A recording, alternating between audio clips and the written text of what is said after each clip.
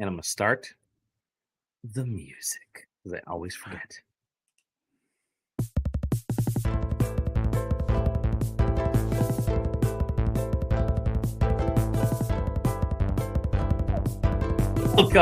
Welcome to the Side Quest. That's enough of that. I am bringing you all in on this lovely plane ride to the Side Quest, your journey into the wonderful world of video games, video game culture, and everything else. A wonderful trio today. Leading us tonight, Sam, you're in charge tonight. Thomas the Tank Engine to this just absolute train show. Hey, who here likes trains? JJ and Dolly. How are my beautiful boys doing? Doing perfectly fine right now. Yeah? Yeah. That's always good. I was exhausted yesterday, but I had a day off today, so I'm significantly less exhausted. Your new hours. Hey, speaking of hours, we love hours peoples that are in the Patreon and Discord. Thank you to everybody in the I should have done that a second ago. Thank everybody who's a Patreon member. You can also be a Patreon member by hopping onto SideQuesting.com and clicking the little thingy on the right side of the screen. If you want, you don't have to. We do have a lot of fun. We have our awesome executive level Punctified, the top tier, the creme de la creme, and he's getting a shirt, and it's going to be sent out today. So the brand new shirt, which Team SideQuesting has seen, we'll be debuting it in public at PAX, but because we'll talk about that in a second, because Punctified is an executive member, he gets it for free once a year. Join us. Producer level, thank you to our producers, Zero the Prototype, Exaginous, Jeff Grubb, and Tessa Eller. You guys are fantastic. And then thank you to all the friends of the show, the people who are just thanking us, and the people who are on there for free, and everybody in the Discord, which is a lot of folks. We truly think you guys are pretty decent. But you know who's not decent? Myself. I was gonna say Jake because he doesn't subscribe to the frickin' Jake. No, Jake's a lovely dude.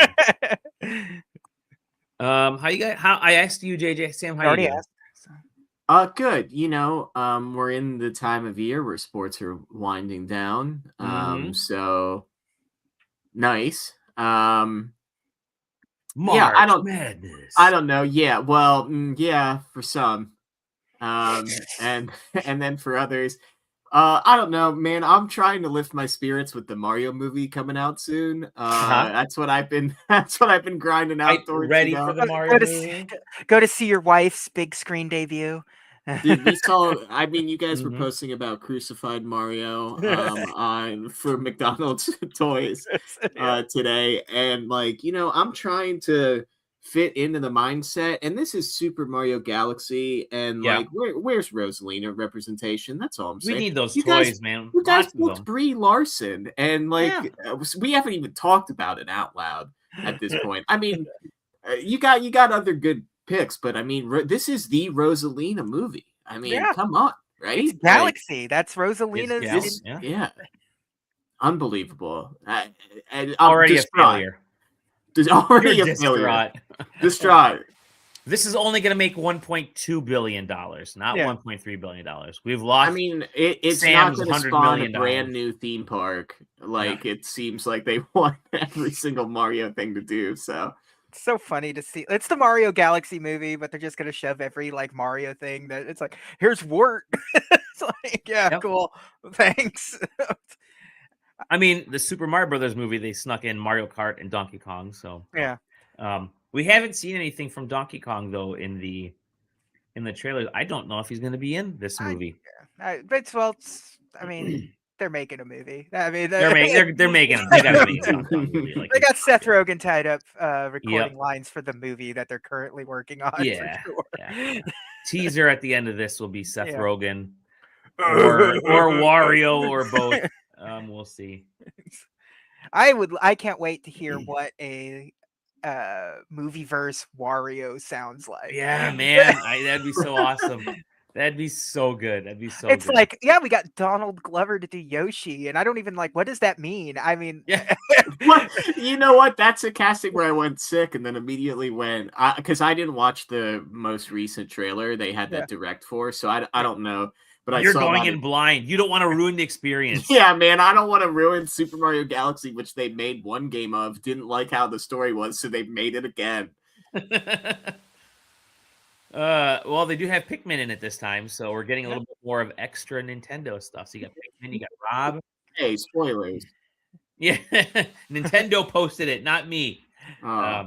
Yeah, but, should be a good time. My guess will be that how long they appeared in that teaser on the is app how long they're going to be in the movie. Yeah, I think the actual Rob scene is they've already shown it online. So yeah. And then the Pikmin is see, like yeah, I said, Rob fly was past in. them. Yeah. It's Great. it's And when Star Fox shows up and they never talk there about ain't it no again. Star Fox in this one. Ain't no Yeah. Star Fox in the rain. Yeah, you ain't got no Star Fox coming. You're both in film sit and tight. gaming. There is Yeah, no Star never. Fox. Yeah, Star Fox is kind of dead. I don't know if you've heard that part, but yeah, it's next week. Oh, that's 2 weeks. 2 weeks. Sorry, because next week is PAX East. It's gonna be a fun time. We have our congratulations to the 5 people that won 4-day badges to PAX East through SideQuest.com. We had thousands of entries. We were very near 4,000 entry point thingies on there. So people love free stuff. People love free stuff. We little inside baseball. We did have to redraw the final winner like 2 or 3 times because everybody I emailed, maybe it was going to their spam folder. I don't know. None of them replied back to me. So I'd email somebody and email again and email again. And finally it's like, all right, it's been like 24, 48 hours. Got to move on to somebody else because PAX is coming up, right? So I went through like 2 people and I kept saying, hey, please let me know within the next 24 hours if we're able to accept this. Finally I found someone, and they got back to me right away. We are on a PR corporate mandated timeline with this. Quite literally. We're getting messages. I was getting messages nonstop from them, which is like, hey, have you guys picked that last winner?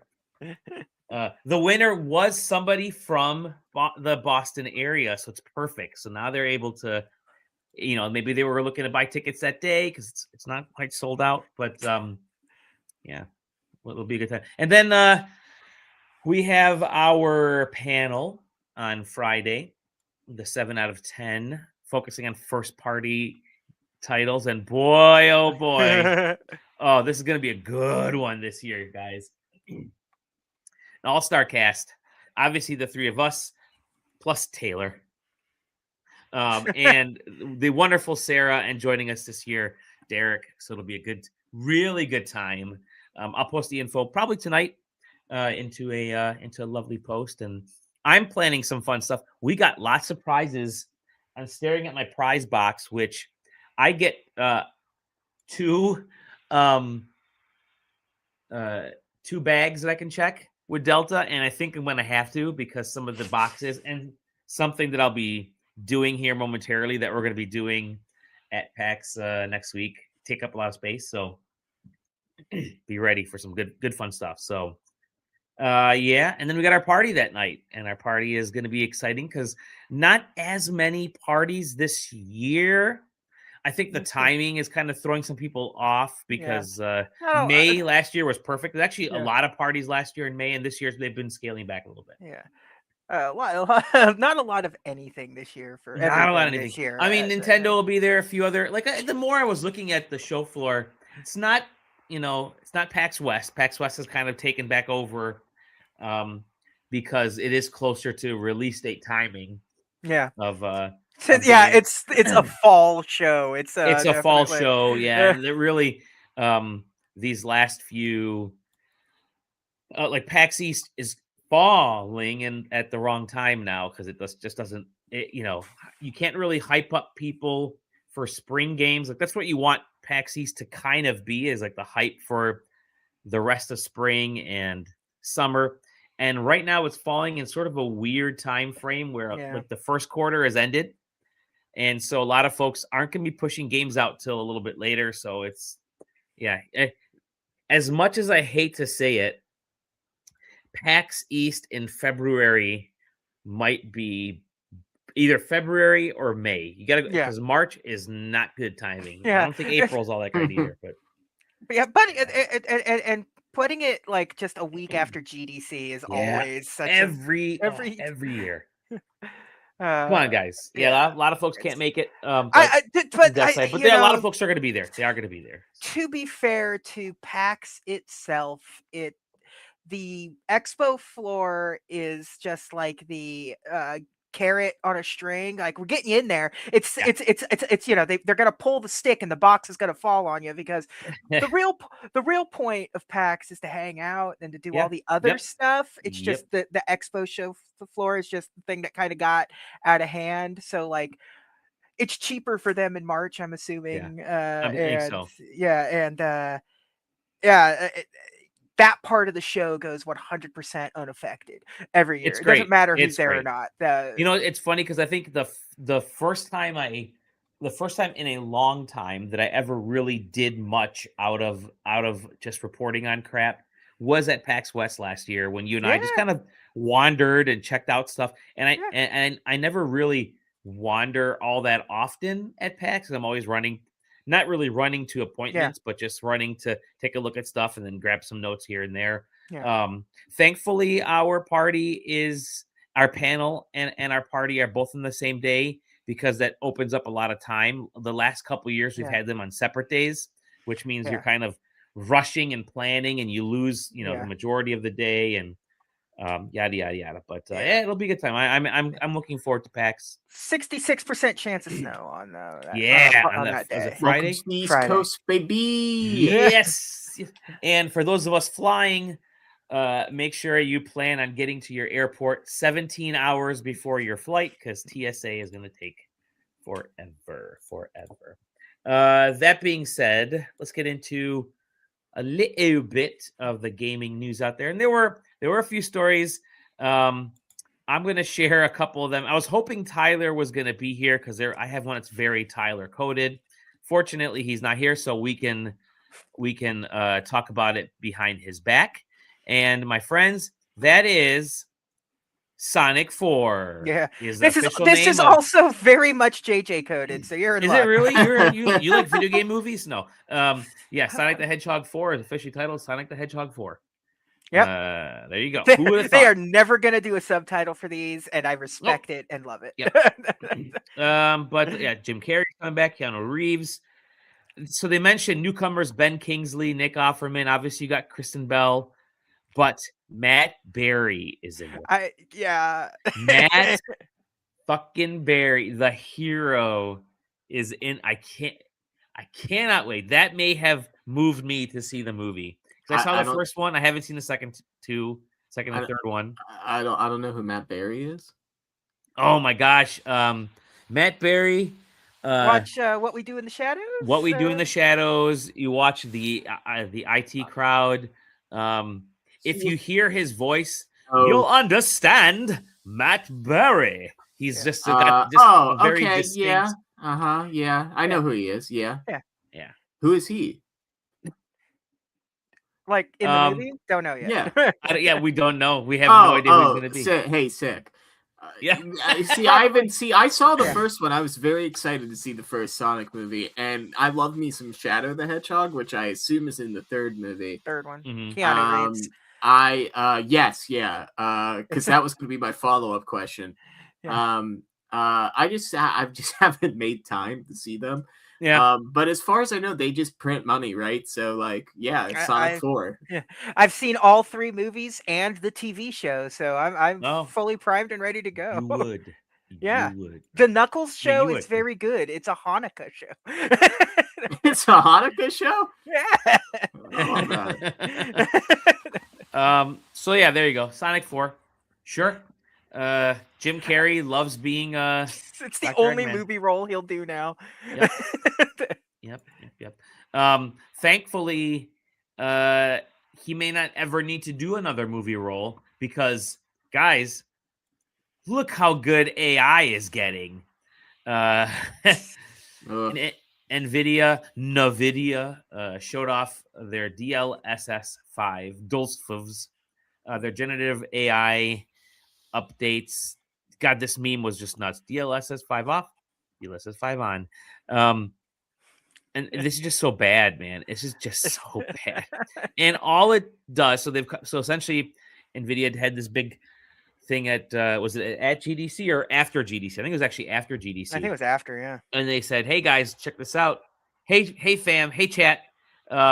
We could take all the games that you've worked on and make them look good," which is just a wonderful way to posit it. But it just murders like style. Yeah.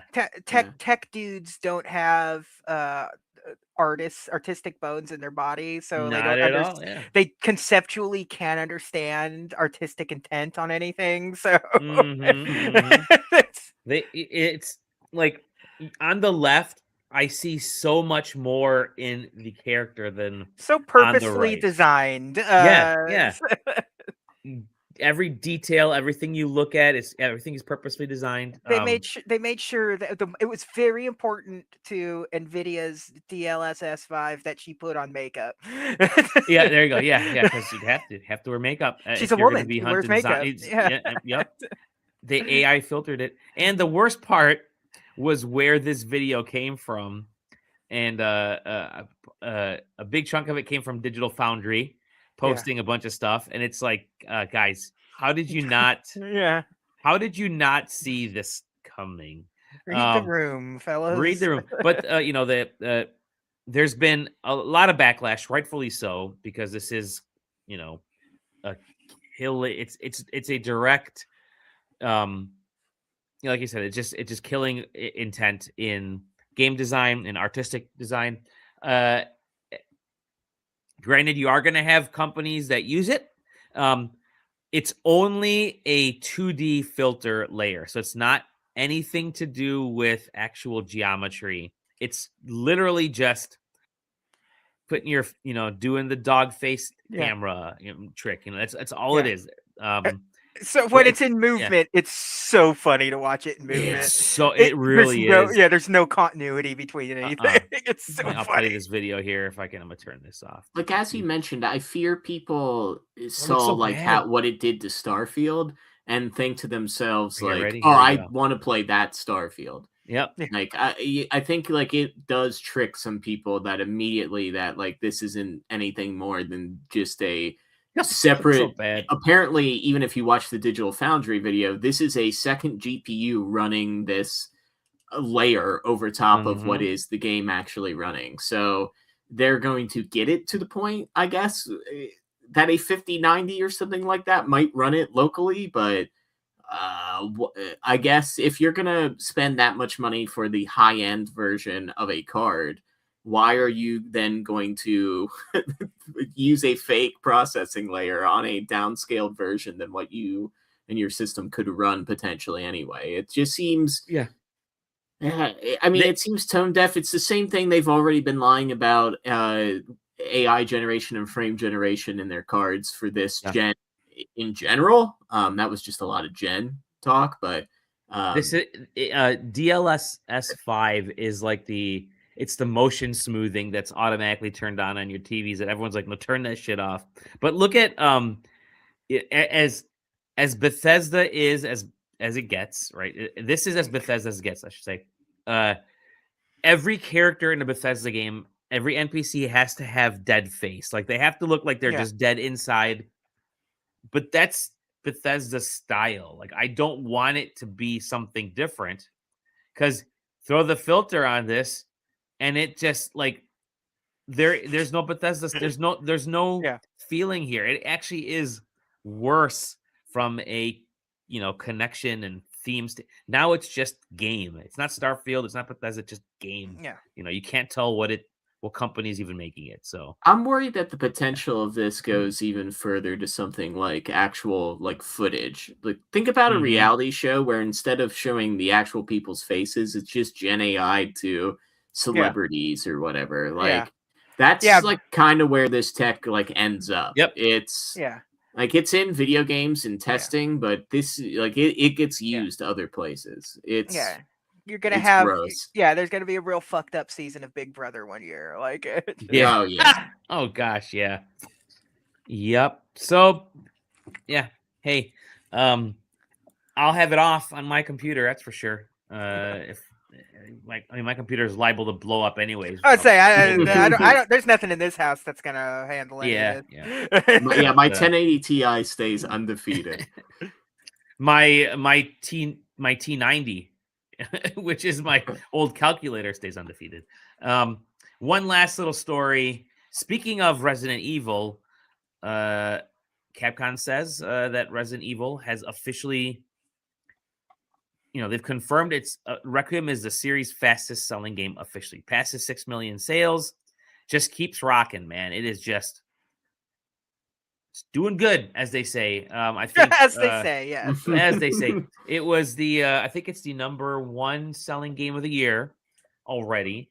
After, really just January and February, but the NPDs or whatever they're called, Circana. Sorry, Matt. Circana came out with their lists, and it did really good. It resulted in the PS5 getting a bump in sales. Yeah. Which, the PS5 has been sort of the top seller the last like 3 or 4 months. Part of it is lack of Switch 2 consoles are out there. I haven't been seeing the Switch 2 consoles in any, like, most places lately. They've been kind of sold out, shipping issues and all that. But providing a nice bump to hardware is good. And yeah, it's been doing gangbusters everywhere. So that's a great sign. I'm still playing it. I won't talk about, we've already had our, not really a spoiler cast. We already did sort of our hot take, but still, I'm loving every bit of it, and it's good for Capcom. Pragmata is in just a few weeks here, like 3 weeks away, 3.5, maybe 4 weeks, something like that. 3 weeks. So another one, and then they got Onimusha coming up soon after that. There's the Star Battle Network thingy. Yeah.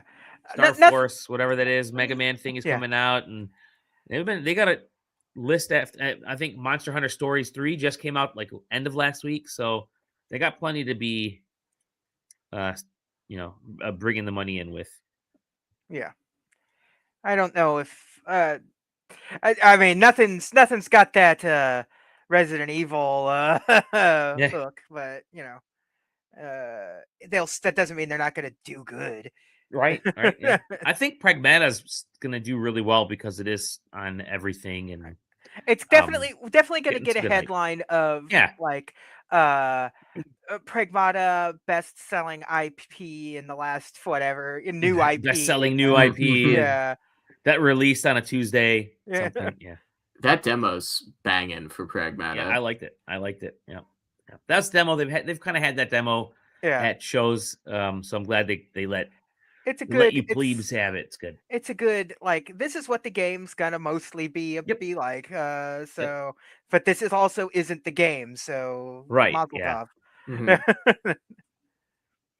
Let's see. That's all I got for news. So that's good. We can get on to some games and stuff, because friends, we got a lot of games, and I hope you're revved up. Get it? That's a joke.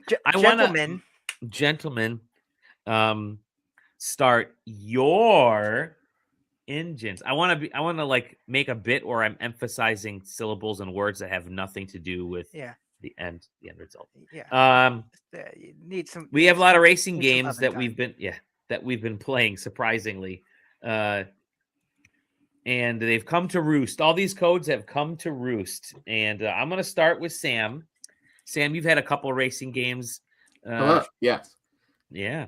Racing and racing adjacent. Racing and racing adjacent. Yeah. Do we want to start with the racing adjacent one? Let's start with the racing adjacent one. Yeah. Okay. I was going to say, he definitely had the other one queued. So the racing adjacent one was Warhammer 40K Speed Freaks.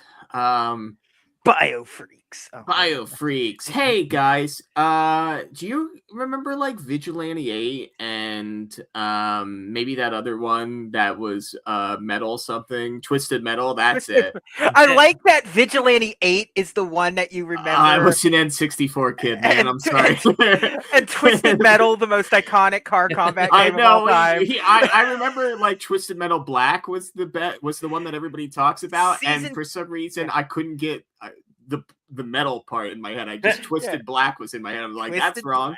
Yeah, that's a Mountain Dew flavor.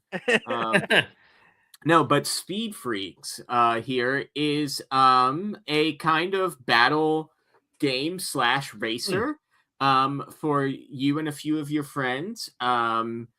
It's a PvP game where there's basically 2 modes that you'll be playing. One of them is a more traditional, like sort of like capture the bomb type thing, where you're fighting over one sort of flag and you're trying to get it back to a base. But the main mode is this sort of battle race thing where a point gets chosen that all of the teams sort of have to drive to.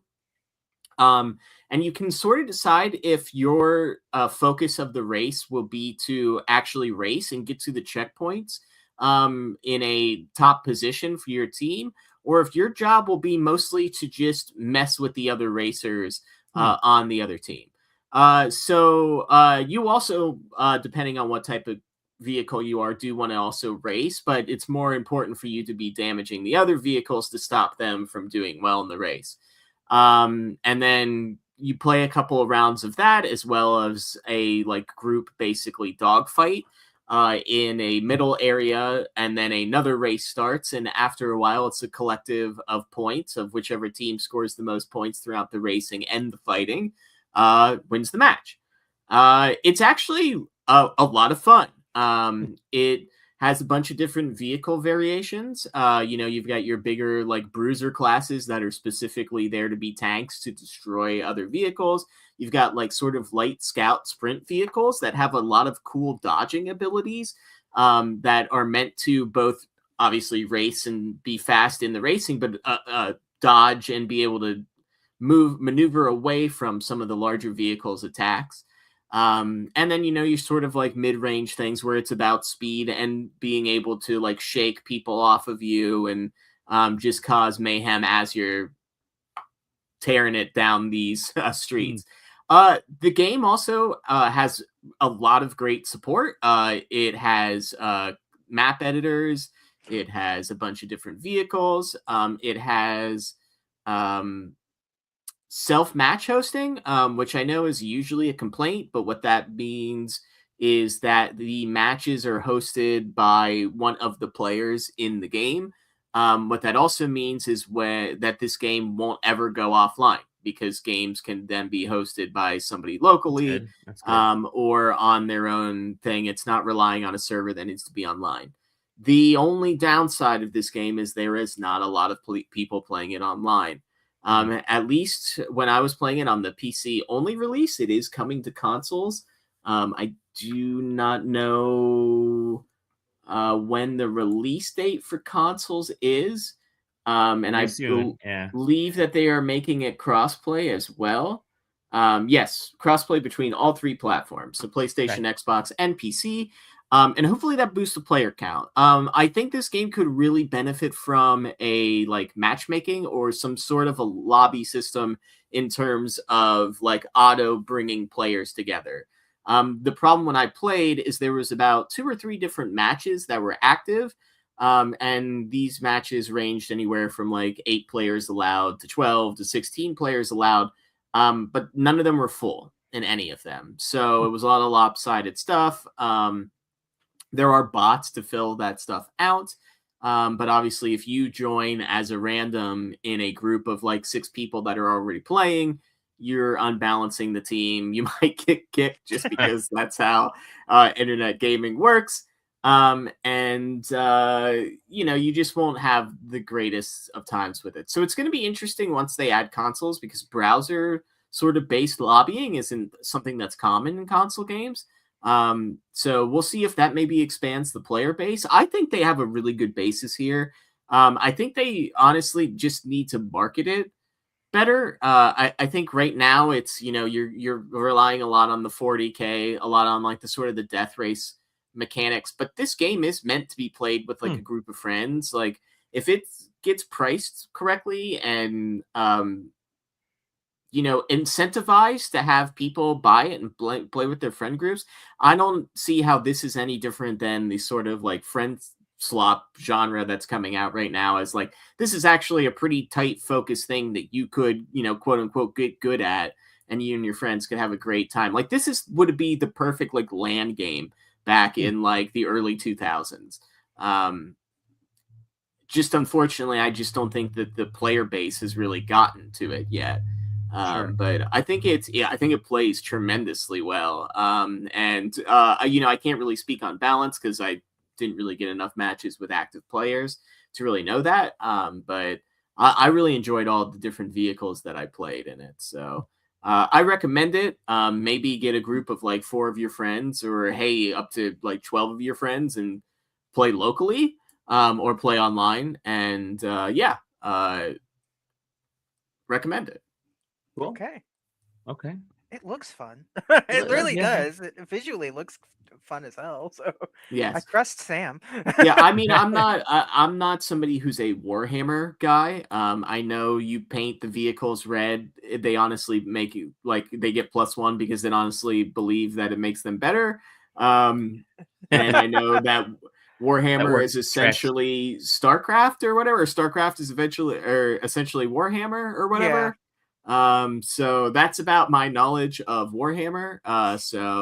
And they made those Space Marine games that everybody seems to like, and are continuously making them. Yeah, there's like a smattering of like really interesting Warhammer games. So it's like, yeah, all right, because I like that bolt gun or whatever the hell that thing was. That was great. Yes, That boomer shooter that they put out. Yeah. You've been playing an actual racing game. Yes, well, I've been playing a game with cars in it, set in a lovely place called Japan. Heard of it too? Forza Horizon 6. Yes, I have been playing an early build of Forza Horizon 6 on the Switch too. Nice.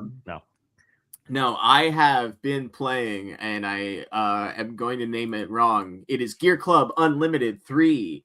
The third in the Gear.Club series, which JJ assures me he's played the second one, so there was at least one previous. Yep. Gear.Club promotes itself as the most popular racing game on the Switch. That arcade racing game on the Switch. It's really stretching its bounds of its definition. It is a realistic, in air quotes, looking racing game on the Switch 2, which is more common for non-realistic games. And if they do look, photorealistic, quote unquote, they are usually like space racers or something that's not meant to look like real life. Gear.Club says, throw that out the window. We are here to look like the real cars and the real places, and it does make the cars look really good. It does not make the tracks look really good. It also does not play necessarily well on the Switch 2. In both that it has a performance and quality mode, I would say that both modes do not perform to any level of quality. Performance mode target 60. It does hit it when you're like out in the lead and no one's near you. And quality mode targets 30 and targets is generous. It does not like running at a smooth frame rate in any modes that are out in the backcountry of Japan. In the inner city sort of highway stuff, it does actually run decently well. The problem with that is the game handles differently in both of those modes. Completely differently. The AI also kind of reacts differently, and I'm not sure if it's just because of how the frame rate runs. But if you run in the quality mode, they stack so hard in the corners that you could start in last place and be in first by the end of the second corner if they're two sharp corners, because they stack up behind each other and basically stop. It's not great racing. There is a interesting mode in this game where you are doing Tokyo Toge racing against opponents on Tokyo highways, where it's a back and forth where if you're in front of the other car after a certain duration of time, they lose health, and vice versa. If you're behind them, you lose health, and then after your health bar goes down far enough, the race is over, and whoever has health wins. That's actually like kind of interesting and actually plays well, because it's mostly just cars on a highway and you're dodging traffic, which is an interesting thing. I've never actually seen a game other than I guess like Tokyo Extreme, but this is like a lot of traffic. Like this is they're like showing it in this video. Yeah, it is like, I would say it's the most interesting part of that game, but it's only like maybe one of 4 or 5 different racing types in it. Supposedly it has split screen. I didn't get a chance to play any of that. You have to go through a story mode to unlock things in this game, and it's not great. You're talking to a bunch of maybe AI generated 2D art through a lot of it. You have to like upgrade your car, but you have a shop that you have to place down every single upgrade thing before you can then go into it and upgrade. So like if you want to upgrade your engine, you had to buy the engine shop and then place it into your garage and then go into it and buy your engine upgrade. So instead of just having like a list of upgrades, like going into like, all of your upgrade shop, like if you wanted to upgrade your brakes, you had to navigate to your slowly moving shop, click on the brakes, go to the car you wanted to upgrade, and then go all the way down for every single thing. So if you wanted to upgrade everything on your car all in one foul swoop, you had to go into your like shops, like open area, like choose your engine, upgrade your engine, back out. Choose your brake thing, choose your car, upgrade the brakes, back out. Like it gets in your way of trying to play it. There's really the only joy is those like races with those versus duels, and like they make it as difficult as possible to get access to them. It's I couldn't recommend it. It's don't get me wrong, I think the car models look very good. I can't like tell you that the cars drive like their real life counterparts at all. It's a Switch 2. There you only have digital triggers. So it's either on or off. So there's no real finesse with gas or brake. The real finesse in the corners is just to tap the gas, I guess, a whole bunch as you're going around. Yeah, and front wheel drive cars like spin out in the back for some reason. I wouldn't. It's one of those where it aims itself as being like, this is like the ultimate luxury car drivers or like fans like car game, and I would say that it gets things wrong about the luxury cars. So really, at a base level, you're not going to get what you want. I would recommend going to your local library and getting like a Cars of Japan book from the like resource section and paging through that. Better use of your time, probably. Would it surprise you to know that this franchise started off as a mobile game franchise? Hey, bud, it plays like it. I wanted to be nice because I wasn't sure. Because it definitely somehow feels like one of those games that was like an eShop game on the Switch 1. To me, that it's people just saw real car licenses and went, ooh, and downloaded it enough that somehow got them the licenses. To me, it's just Asphalt, that Asphalt series, but with like real Asphalt licenses. Legends or whatever. I'd argue though with like Asphalt, like Asphalt like knows that it's like a silly arcade racer, where it's like Bugatti's doing backflips and stuff like that, and like You know, like I've I've been never playing. seen that running on the Switch. Does that? I think it has the Switch version. It has Yeah, an it Xbox it's on there. Yep, version. it's got a few. Yeah. I've seen the Xbox version, and like that's the thing is like the environments and the game and the cars look good. Like Yeah. number one rules, the cars have to look good, and like they do in this game. But then you're driving what is essentially like really good car models onto tracks that look like they are like the meshes are falling apart as you're driving faster. And it doesn't help that it's a quote unquote arcade racer. So like it's like a Call of Duty game where half the screen is being covered with like, oh, perfect sector. Like here's 240 extra points. But then like slamming into a wall only loses 30 and none of your speed. So I guess it's worth doing. And the AI, like, you know, as I said, they stack up. It's bad. It's bad. I just there's so many better arcade racers on the Switch and the Switch 2 already that are both cheaper and more accessible Like than this you game. can get Burnout Paradise and Need for Speed Hot Pursuit on the Switch, and Grid Autosport is actually really good on the Switch, and Grid Autosport does actually feature analog control for gas. You can use either the right stick for up and down for gas and brake, or if you plug in a GameCube controller, it recognizes the analog triggers. Oh, there you go. Yeah, I mean, there's like so many like good indie racing games too that's on it. Circuit Heat Rally. I was just playing that the other day, testing a projector with the Switch.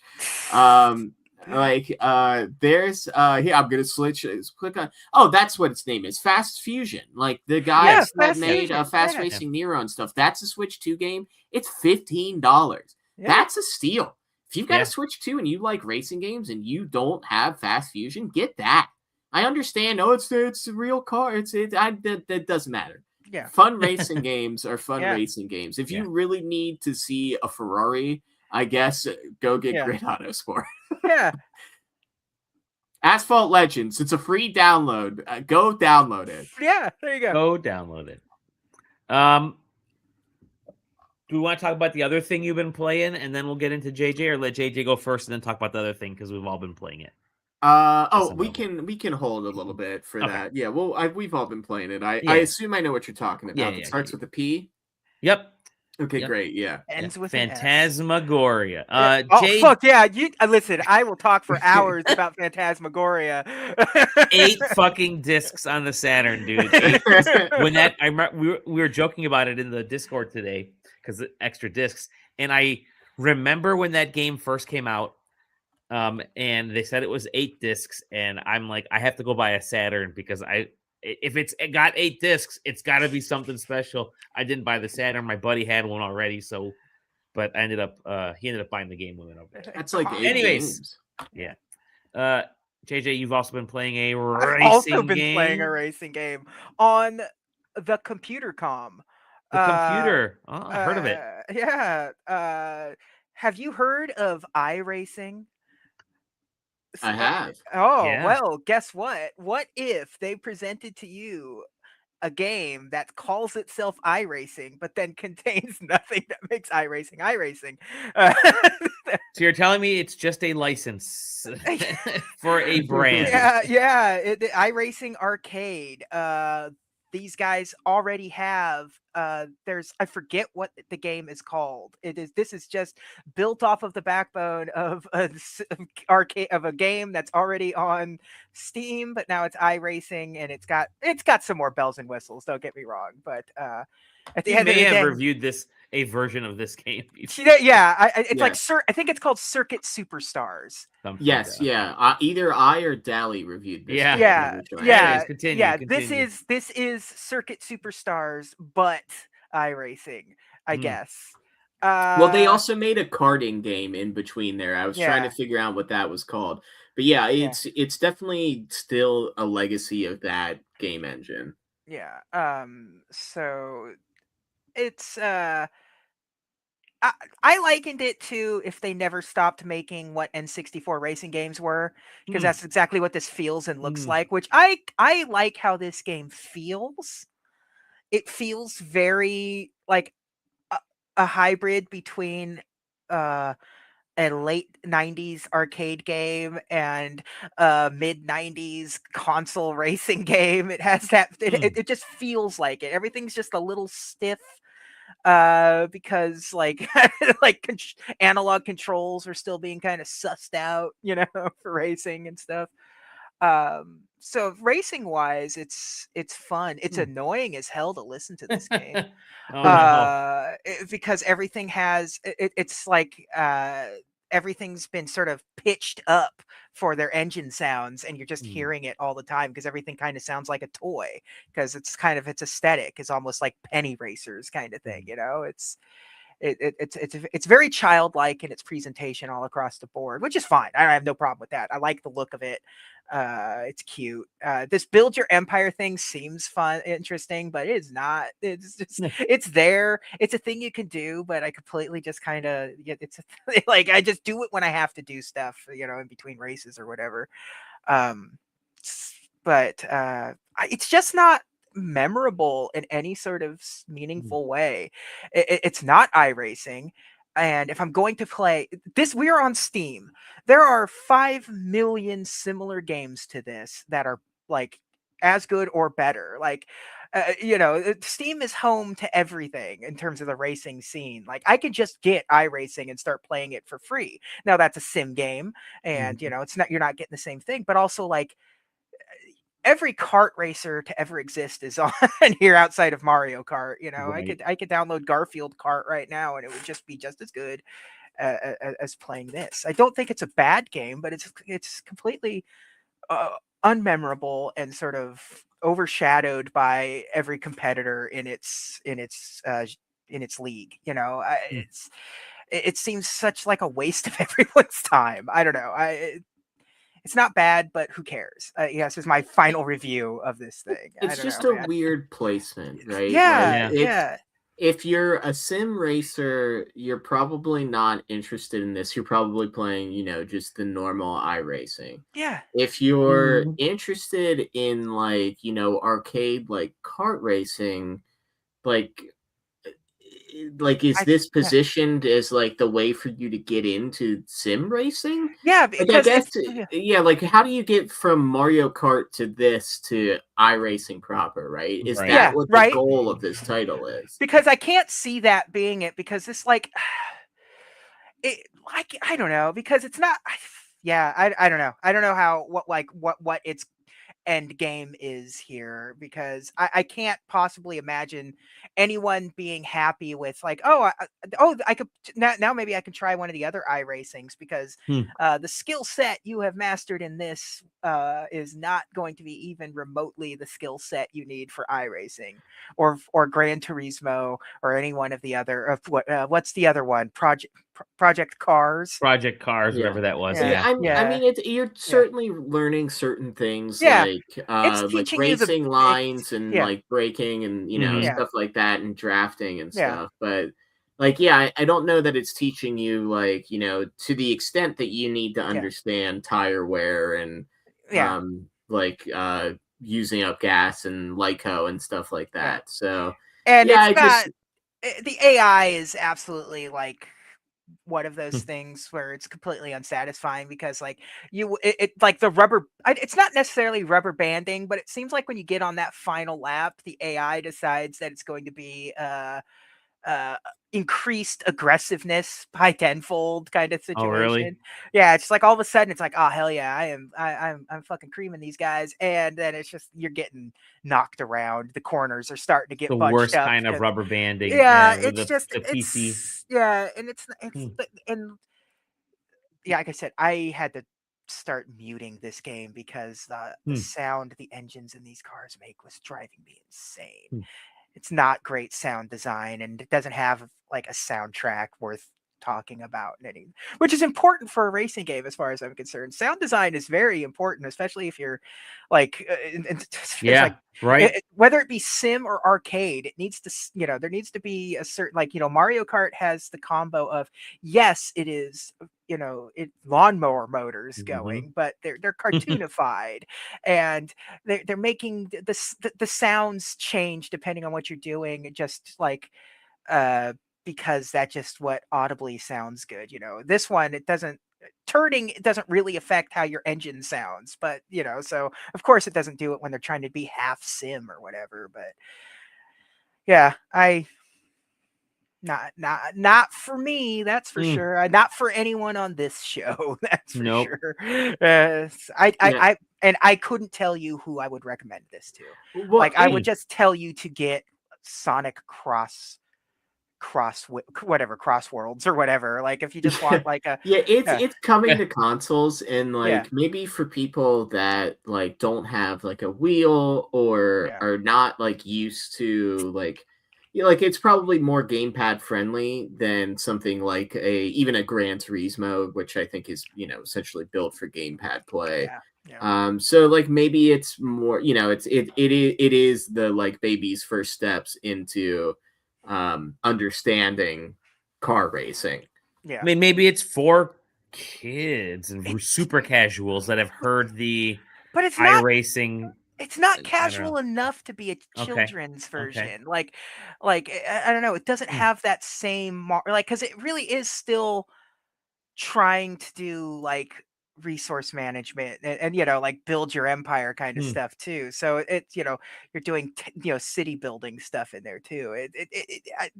There's a weird middle ground that this game kind of no man's land that this game kind of falls into. Yeah, it's like because I don't know. I don't know how to voice my real opinions on it without coming across as bitter, I guess. I don't know. You didn't like it. You didn't like it. I didn't like it. It's not I'll never good. touch it. I'll never touch it again. And like it. One game we've all been touching to different respects is a Pokopia. Pokopia. We'll talk a little bit more Pokopia. Pokemon Utopia. Pokemon's Utopias, and I'm fairly certain that Sam has put the most hours in. How many you got in there right now, Sam? Oh, a whole bunch. Just a lot. I mean, I am technically through what is the I guess through path storyline, the main story, and mostly because you gain access to tools that would make creative things easier at the end of that. But man, what a incredible just like fan love letter to Pokemon. Like it's great way to put it. There's so much of it that like just makes sense. Like from even if you're not like a huge into Pokemon fan, but like, maybe you've played a game, maybe you watch the anime, maybe whatever, just like concepts that you're like vaguely, used to from the series, just constantly popping up over and over again. Like inside jokes about characters that like even like Nintendo and Game Freak have kind of like stepped back from, like that they're just willing to be weird about. Like the game is just allowed to be weird, which is something that I feel like a lot of games, especially when they are these sort of spin-offs, like they almost feel like they're treating of the original IP is like precious. Like they are just there to put their sort of candy inside of the wrapper and walk away. Where this feels like this could be somebody's like full Pokemon experience. Like they don't ever have to play any of the other games. They don't have to go anywhere else. They are a Pokemon fan because of Pokopia, and like they will engage with other Pokemon stuff because of Pokopia. Like it definitely feels like a game that this is going to start people's Pokemon fandom as opposed to starting people's Pokopia fandom.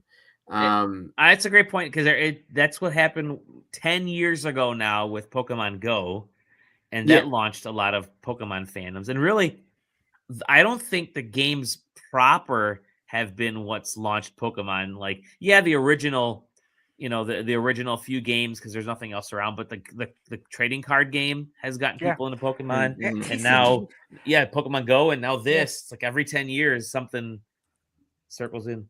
Yeah. Yeah, it's so It's so wild. Of course, they basically every day as I was playing it. My wife has also been playing it because she's also obsessed with Pokemon and Animal Crossing and all that stuff. Just being able to like start every day with like, okay, well, what new freak did you find out there today? And like, what new weird thing? There's a section of it where you can basically build to your heart's content. And they built a building to try to move all of the different evolutions into it. And Snorlax just spawned in the middle of this house, and Oh no! we had to break the wall open to move him out. We came up with another way to do it later, but like, yeah, we basically had to blow out this side of the wall. It's so funny. Have you seen the slave labor? Yeah. Oh, God, Yeah. that's insanity. I mean, there's the Para and Parasect. There's like the thing where Para's like, man, this thing on my back keeps growing. I keep getting hungrier and hungrier. Like, and it's like, oh, poor buddy. Yeah. Poor dude. Yeah. The writing is so good in this. It's incredible. I mean, just characters that there's every Pokemon has their own abilities, and some of the abilities you get to utilize, and some of them they make resources for you, and then some of their abilities are just to get the party started. Yeah. And it's insane. I love it so much. It's called hype, which is just so funny. Yeah, it's like, I played Dragon Quest Builders, the original, and playing so much of that and seeing this, there's so much like of that pedigree in this, and like just how smart they do it. They have clearly ripped sounds full off from Animal Crossing and other Nintendo things, like down to the music. Like the music is so Animal Crossing-ish. Oh, and it has such hidden layers of complexity too, even with the music. Like handing a CD to a music playing device or character, and it being like, oh, which arrangement do you want to play? And there's like multiple arrangements of songs and stuff like that. Did you notice on the CDs that the inner ring of the CD's color matches the gen game? Oh, yeah. From? That's ridiculous. Oh God, that's the ridiculous level of detail. I loved meeting Kyogre and having him. I was like, oh, he's like a cowboy, huh? Yeah.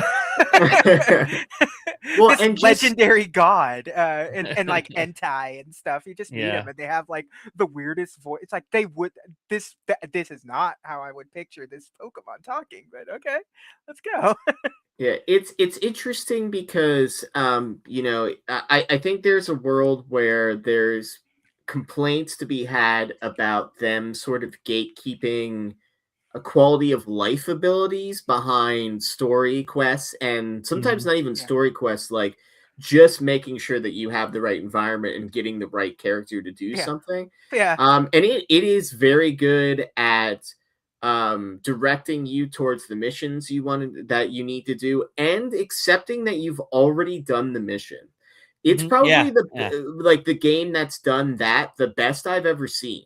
Where you've already collected these things. Instead of like, go get me 5 bananas, and it's like, I'm holding 5 bananas, and it's like, no, you're not. Go get me 5 bananas, and it's like they want you to pick like a specific 5 bananas. There's no bananas in this game, as far as I know. I just for some reason just bananas. Like beans. There's beans. Like it's like, oh, you've got some with you. Can I have those beans? Like it's just so smart at being able to figure out, like, and if you're one step ahead of it, rewarding you for that, or not hampering you for you being smart enough to have already done that, or if you've already explored on your own. And it just, it's the perfect of I'm gonna climb up this hill and see, oh, I haven't even seen half of this yet. Oh God. Like, how many times have you knocked down a wall, go to the other side, and be like, oh. Yeah. And like, their stupid requests of like, it's not dark enough, and you're like, okay, well, you somehow live in the middle of this town, so you're gonna have a dome over your house, making it as dark as possible, while everybody else just lives in the sunlight. oh god, it's incredible. Every starter Pokemon that you ever grew up with is here. I assume every starter from every gen is here. It seems like Yeah. it, or very Yeah. close to. Yeah. Yeah, it's gosh, and of course, like you find one in a bloodline, and then you want to go find the rest of them. Yeah, it's like, oh, I got the middle one. I gotta find the other two. And there's like there's something like 300 Pokemon in this game or something like that. Is there that It's many? oh yeah, it's It's insanity to me that they took like 3 of the biggest franchises on the planet, Pokemon, Animal Crossing, and Minecraft, and shoved them together, and it works perfect. Like, Yeah. It's a you don't have to do any of the Minecraft building stuff. it's very funny because this is the first Minecraft or Minecraft adjacent game that has activated that part of my Same. brain. Like Same here. Like same I have here. I've never sat down in a Minecraft or even Animal Crossing to an extent Yep. where it's like, oh, I'm gonna knock down these walls and I'm gonna build an incline here, or I'm gonna build some shit. Like this actually activates that part in my brain. I think because they also aren't very there's not a lot of resistance in gameplay wise to it, and it just kind of works, and I don't have to think. Yeah, too there's hard. 0 resistance in this. Yeah. Yeah. Well, there's very little of like this needs to be built absolutely right here. Yeah. Like, or this needs to be done right here. It's usually like an acceptable, like as long as you do it like within range, or like you do it and you bring people there, it's fine. I placed a house, like a den building thing very recently down against a wall, and it still let me set it down there, but I couldn't start building on it because like the back half of it was like, oh, these blocks are in the way. Like you can't start building, there's stuff in the way. So let me set it down where I wanted to and just let me deconstruct around it until it was fine, which a normal game would never let you do. It would just tell you no. If you did that in Animal Crossing, it would just say no, even though you have the ability to knock down walls and push them back or whatever. It just be like, no, you gotta you can't do that. You gotta plan a little better beforehand. But this game just lets you. So let me both praise and bash it for being a Switch 2 exclusive. So number one is if you have not played this game in mouse mode, it is a transcendent experience. Oh my lord! Yeah, it. Surprising. I think that it is maybe the best pitch so far for why a mouse mode that isn't a like true mouse and keyboard mode, but just a sort of pointer mode, has been needed for these sort of like games that would be killer 3DS games, but they're not on the 3DS. It's so good. My only complaint with mouse mode is if you are playing with both of the Joy-Cons like just out loose in left and right, so many times, I guess it's just the way that my hand sits, the left one will activate as a mouse and I can't like do anything, and it like locks up my ability. I'm with you. That's happened to me. That does it to me. I've deeply considered just having a little piece of tape that I can fold over it and unfold over it. My pro tip for that so far has been to play with the controller or like dock thing, whatever they call that, the grip. The Joy-Con grip. Play that with the left one docked in there and the right one loose, or whichever your preferred hand is. And that seems to work really well. My other thing about it being a Switch 2 game is that game share is a feature. However, the game share in this game is dog shit. Oh, really? It is. So in game share, you only are able to do it in Pallet Town, which is if you haven't been there, it is a section of the map that is essentially yours to do whatever you want with. Yeah. There is some story and stuff connected to it, but it's basically a blank canvas for you to create in. So you can do Game Pass. However, the Game Pass person can't do like anything. They can like suck up items and build things, but they can't get items out of chests. They can't put items in chests. They can't talk to Pokemon. So like if you need if they want to like customize anything, they either have to like mine for the resources themselves, or like have everything dropped for them.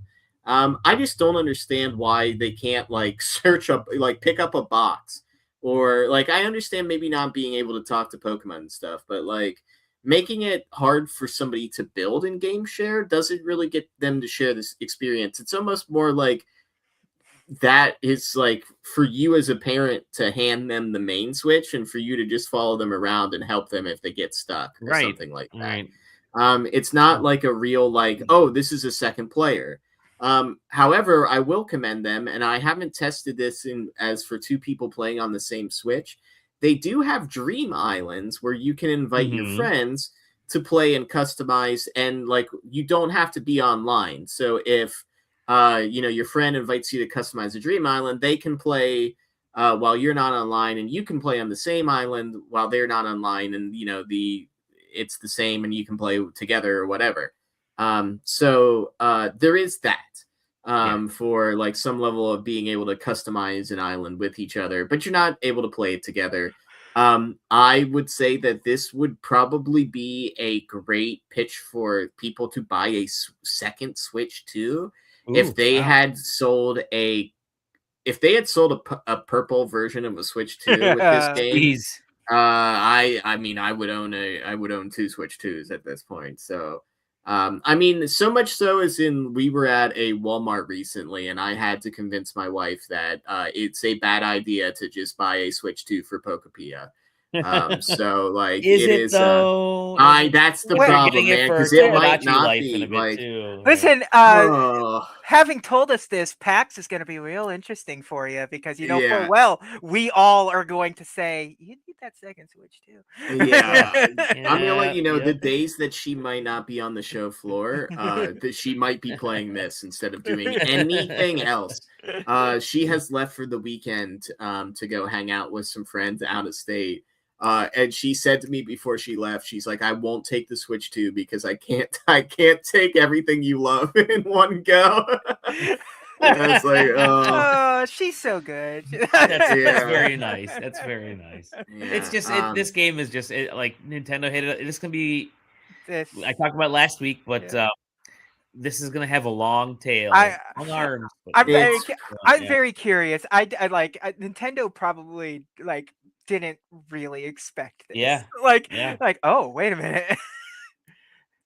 I'm worried that it's one of those situations where they have those sort of yearly events that they're going to be dropping in the game, much like Animal Crossing. Allegedly, they're already in the game. Like if you change your calendar to get to there are baked in ones. There's like baked in ones. Yeah. So the way Animal Crossing originally worked is they didn't have any of that content in the game until like the holidays hit for the first time, and then they updated the game to be able to have that content in there.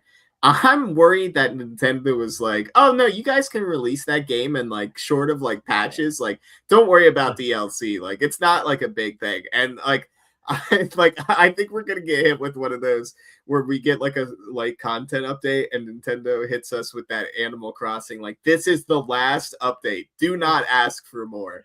Like you guys want more Pokopia? We do not have any more planned. Do not ask for more. And then randomly a year and a half from now, they'll just announce more Pokopia 2.0. And they'll be like, and frankly, you should be thankful that we did it. So don't ask for more. It's so funny that like Animal Crossing got like twice they dropped mega updates that added a bunch of I wanted to go back and look at that video just so I could see the verbiage, but we were talking about how they were like, this is the last major update for Animal Crossing. Like, do not go to the forums. Like, you will not be getting any response. We will not dignify a response. Switch 2 comes out like a couple months later. Okay, so here's like an update that runs on Switch 2 and also Switch 1 for some reason. Switch 2 has mouse support and some other stuff. Don't ask for another update and be glad you got this. For real this time, luckily, like Nintendo, like this is a team that's not a Nintendo team, so they could probably just be working on DLC and other bullshit. That's the other thing is I want to know who to thank like for this game. Yeah, like, man. Whose hand gets feverishly shaked for having like this incredible like idea and then just like in the entire team's like culmination of it. to have been there, like, I want to know who, like, did Nintendo go to somebody and say we have this idea, or is it one of those other ones where it's like the Dragon Quest builders guys say, listen, we got an idea. Mm-hmm. Well, hear us out. The Koei Tecmo team that Yeah. made the Square Enix spin-off game would really like to make a Pokemon game. Like, huh? Like, who pitched it to who, and then who put up the design document that absolutely nailed it? Yeah. God, making the main character a Ditto is just one of the most Perfect. It's a divine intervention kind of situation. It's like, and Ditto has now become suddenly so freaking popular because of it. Like, Ditto is now everybody's favorite. Re-releasing those plushies of like all the different Pokemon my as God. Dittos, allowing you to play as a completely purple Ditto version of any of the skins in the game too is hysterical. Like, incredible, like, just planning and just design choices. Everyone has more fun with Ditto than Game Freak themselves, kind of thing. Because even remember the movie had that really fucked up. The Detective Pikachu movie had that Ditto shit going on, and and there's even Missing No stuff that they like kind of try to stay away from as much as possible. God, I've always tried to figure out, because I want, like, I just gonna start building more and more Pokemon tattoos on my arm. Yeah, but I have to have one of them be a Ditto, and I can never decide which one I want to be Ditto. I can not have a normal Ditto. It has to be a Pokemon as Ditto, and I can never decide. A Ditto as a Pokemon. I was thinking about like doing, because I want all the evolutions, and I thought it would be funny just to have the regular Eevee be Ditto. Oh god, that'd be great. That'd be great. I don't know. I'm thinking that the like the leafage power of that Ditto, using that would be a pretty good tattoo. Yeah. Pokemans. I don't think it's going to leave the short list of Game of the Year at any point. Very few things. It would be tough. It's gonna be tough. I don't either. Everybody was worried about there not being a Pokemon release this year. It just happened way earlier. It happened way early, and people will be playing this throughout the freaking year. All they gotta do is just drop some like holiday update. And it's over. Give me Snowy Hills somewhere, and weather more than just rain. Pokemon. Oh gosh. Yeah. All you need to do, I mean, if there's actually 300 Pokemon in this game, you're only missing 900 more? I think not even half the Pokemon are in this thing. You got room to grow, my friends. Pokemon Pokopia. Well, I have a review. I have a physical review, because that is how apparently I don't get to review games much anymore. I review physical products. This thing that I'm going to review is it's a sustenance. It is a drink. Guys, it is a liquid drink that comes in a powdered form. My friends, we have reviewed beverages on SideQuesting for a while now, and I believe it is now something that I love to do, because I like to intake liquids. Okay, man. I don't know. I'm reaching. Dude, I love gamer branded. Can you say the company name at this point? Yeah. So GFuel, baby. GFuel sent us some stuff. They sent us these three wonderful, Dolly drinks. These three wonderful brand new flavors. Let me turn the camera. We have reformulated, by the way. It is. So this is, there you go. Take your reformulated. I was really interested when they sent me these, when they first offered it to us. Like, hey, we've noticed you guys like to drink stuff. We've noticed you have a review up beverages. We noticed you have a review up of a competing brand. So we need at least one competing brand. I like I'd always been interested in GFuel because I'm gonna make myself larger over here. I am completely 100% powered by powdered energy drinks. There you go. So Okay, that's... not me. I'm gonna make a quick confession. I did try one of these. I tried this guy ahead of time, but I'll talk about it in a little bit here. I'm gonna do a live taste test of these three in a moment, but I'd always heard of GFuel. I'd never tried GFuel. I like powdered drinks because it gives me something to keep at the office. I haven't had any over there in a while, but I don't like to have I don't like to get like soft drinks from the pop machine. We call it pop from the soda Because machine. they're like $2.50 for 12 ounces. Yeah, it's pretty expensive, and they're not really all that good for you. Even though I take like the sugar-free stuff and all that, but so yeah, like I said, I've always been kind of interested in GFuel, as well as from the standpoint of working out, right? I've been working out more or trying to get back into more working out. I've always been, not athletic, but I've always been into fitness and working out and stuff. And I always like to have something more than just water or a protein drink with creatine. And GFuel reformulated is supposed to give some energy boosts as well. So it seemed like it was something that was going to be kind of hitting a lot of the circles in my Venn diagram, right? They sent us 3 flavors. So when they said, "Hey, you guys want to try this?" I'm like, "Yeah, for sure, totally." They sent us 3 flavors. Fallout. This is Nuka Grape. Check that out. We also got Super Saiyan Lemonade. Dragon Ball. Look at that. And then finally the Tetris Blast. Yeah. Which is a rainbow candy. So lemonade, rainbow candy, and grape. I've had the Tetris one pre-new formulation. Okay, so okay. I know what that one tastes like at least. This is the first one that I did taste ahead of this because I thought I wanted to try something a little different in that I drink a lot of coffee, and I thought, let me try one of these in the morning instead of coffee. So the way you're supposed to do it is you take 1 scoop with like 12 to 16 ounces of water. I shook it up, and this flavor was really, really good. The Tetris one is really, really good, and it filled me up, which water does not do. I'm always freaking hungry. JJ, Sam, you guys will see at PAX East. Lately I've just been munching nonstop.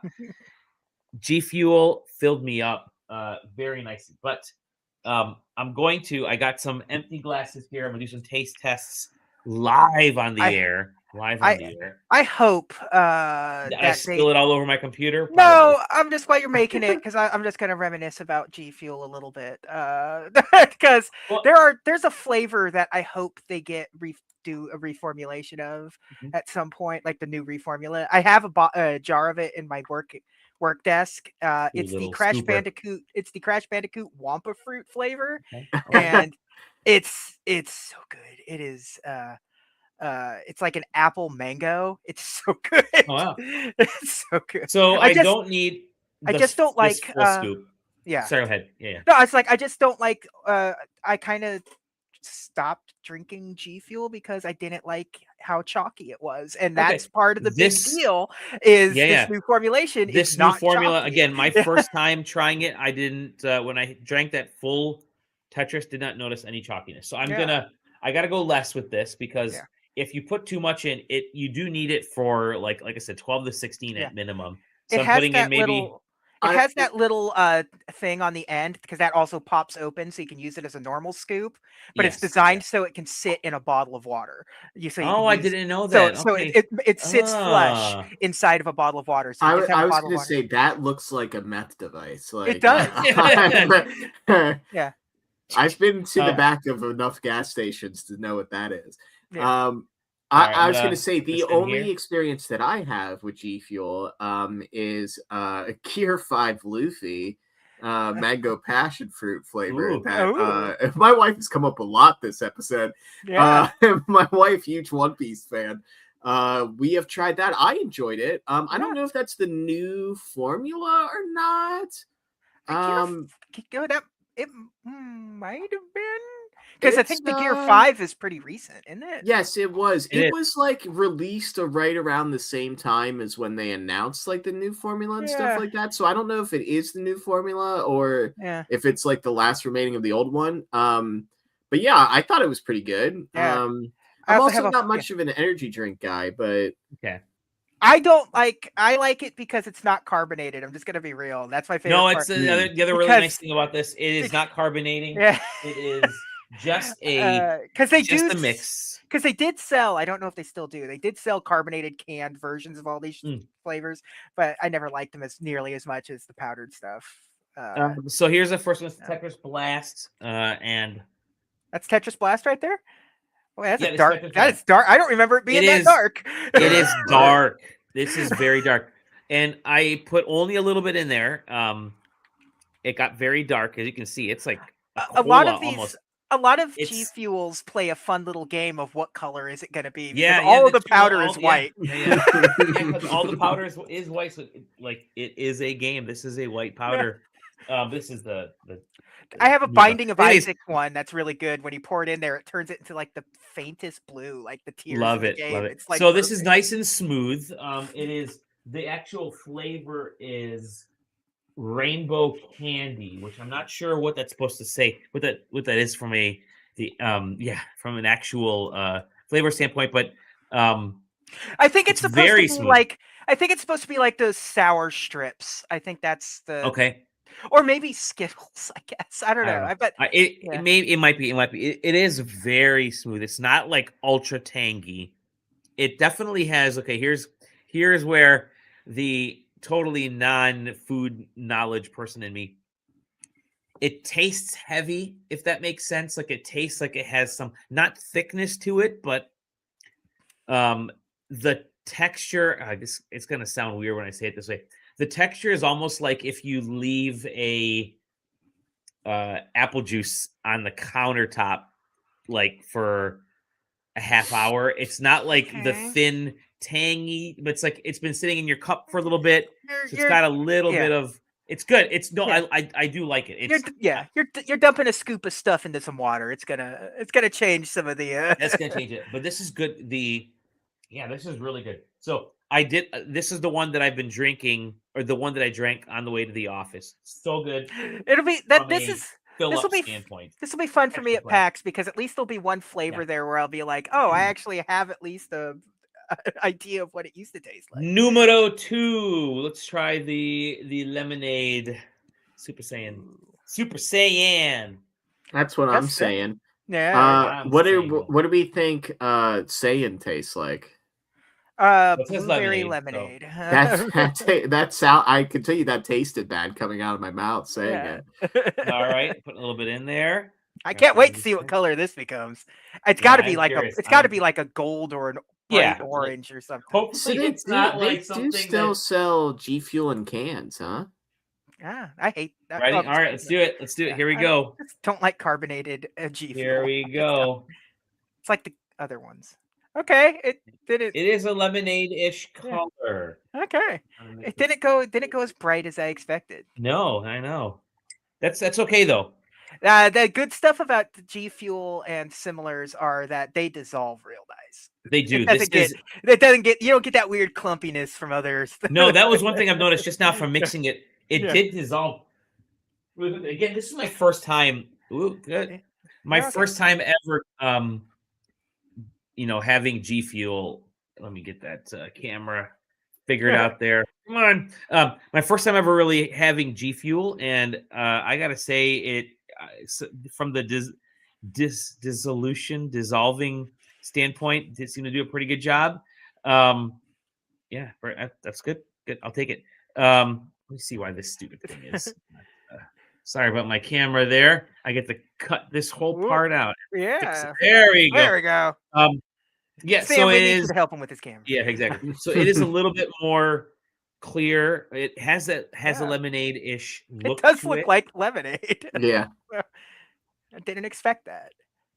And it tastes like lemonade. It tastes exactly like lemonade. Like okay. It's not super tangy, which is good. I want my lemonade tangy. I don't need. Well, I also did minimize the scoop, and I have a lot of a little bit more water in this than I did the last time. But I like it. I gotta say, there's two different uses. Okay, between these two,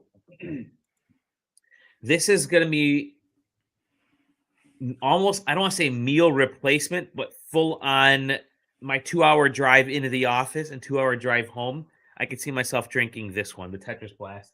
This is a good pairing drink. Like, this will go well with lunch, or your if sandwich I just need and chips. my sandwich and chips. I'm not kidding. Like, this is a good lemonade does that. Lemonade is definitely a good sort of side flavor. It's not like your main, it's not going to be your main meal replacement drink. So I think that's actually a pretty good. These also do like really well on ice. Like if you pour them over I'll have to try ice, they that. actually. That's the one I'm Last most but not interested least. in. Okay, I just like a ooh. good grape drink, man. Yeah, I'm same a here. sucker for a So- good grape. Sorry, before we jump into the grape, I just Super Saiyan a remastered lemonade flavor. I just love the Okay. idea that somebody remastered Lemonade Love remastered. it. Now, did Lemonade Aspire Reborn. remaster these, or okay? This is the grape Sick again, clear. White- It's hard to white see it, but powder, yeah. it's a White powder. White powder. I have a feeling it's going to turn purple. No. But It we'll would be see. funny if it turned into just like the most ridiculous, like pink or something. Oh yeah, Oh, did it include a bottle cap? I'll show you in a second, my dear friend. As It's- this, The, I don't know the why it's, website tells me it might include a bottle cap.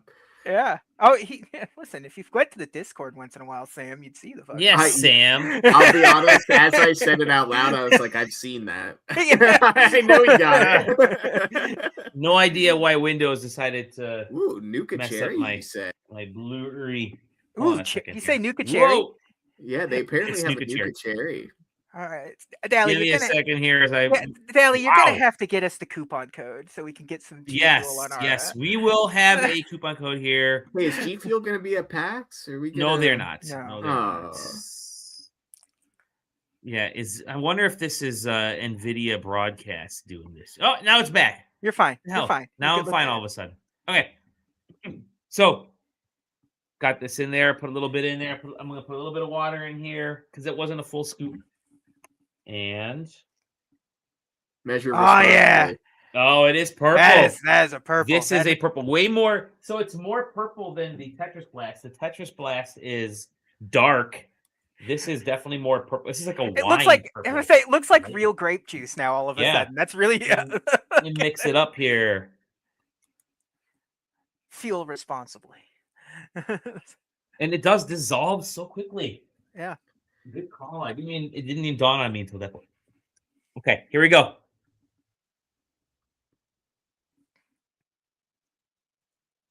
That's a good grape.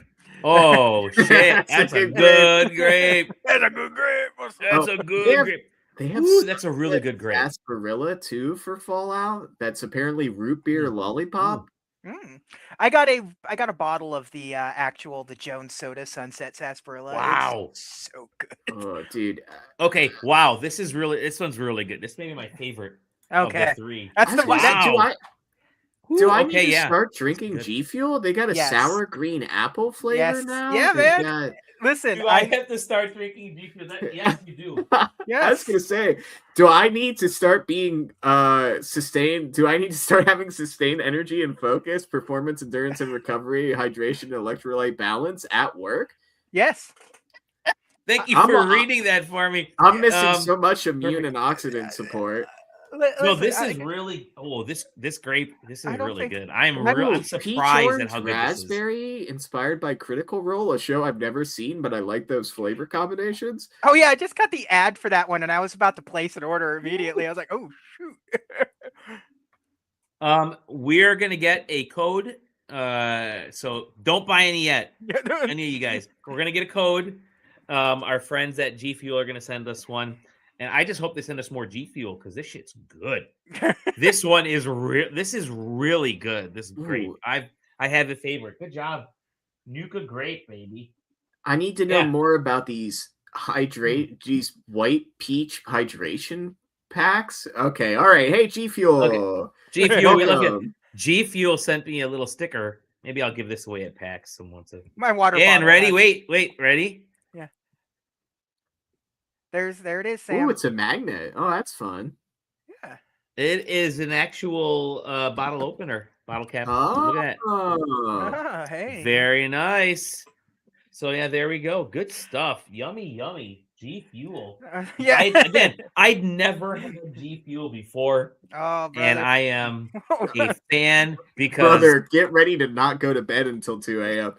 that's me normally. But at least I'll feel good. And not I going to will bed. and Ooh, just good to blow further smoke up their butt. I never crash on this stuff. So that's like Oh, that's good. the come down never is never is hard. So This is good because I'm okay. So I'm definitely taking this. I gotta pick with. I'm taking these to PAX with me. When I come back from PAX, I'm gonna start taking these. Take one to work. Maybe I'll take the. I'll take the lemonade to work. That'll be the one I take there. My lunchtime drink. But I've already figured out which ones are gonna go with what. This is good. This is good. Again, I have not been a powder drink at the office kind of guy in a while, but I can see myself. I definitely know I will be doing this. This is good stuff. Good job. Yeah. Good job, G Fuel. Better than the other powder drinks out there that we grew up on years ago that were loaded with sugar. This ain't your daddy's Tang. This ain't your daddy's. Oh yeah, good stuff. G Fuel, thank you. That was G Fuel. It is a not sponsored. It literally is a review thing they sent over to us. I wanted to try it out. Listen, if you're a company that wants to send us a snack to try out, we're a bunch of hungry people. We're adults. We're hungry. We're tired. Yeah. Send it over. We'll check it out. I'm a fat guy. Grape is so good. I'm still thinking about that grape. I think that my breakfast has been figured out. Good stuff. That is it. That's all I got. We've been doing this for look at an hour and 30 minutes just chatting. We didn't have a lot of stories, but we had a lot of good time. And it sucks because we have to do it all over again. And start over. I forgot to hit the record button. Drink more G Fuel. No, but next week is PAX. I cannot wait. I can't wait to see you guys. Again, if you're in the Discord, actually, if you're in our staff section of the Discord, one thing that we do talk about with PAX, yeah, there's a lot of great games out there. Yeah, we like to meet our fans. But I like JJ likes it. I like it. Sam, Taylor, everybody, we like it because we get to hang out with each other. And it's like the one time a year that we get together in one city. A few of us do, and we're able to hang out and just be like fam in person. Zero came out last year and hung out. Come on, Exaggeramoose, you got to come out as well. Come next week. Forget it. Just fly out next week. We'll all pitch in. We'll all pitch in on your ticket. You could have gotten free tickets had you entered, dummies. But no.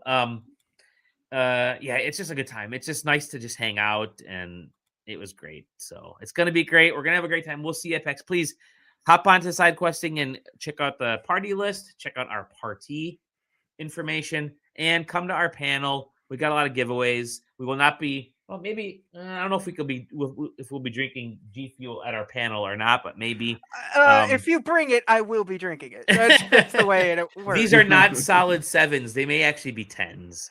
Yeah. So we can't drink them at the panel, but we're gonna have a good time all week in Boston, no matter how cold it is. So with that, SideQuesting.com, SideQuesting TV on YouTube and Twitch. Hop into the Discord, and we'll see you live next week from PAX East with Team SideQuesting. Toodles. See you next time. Thank you. Bye, friends. Bye.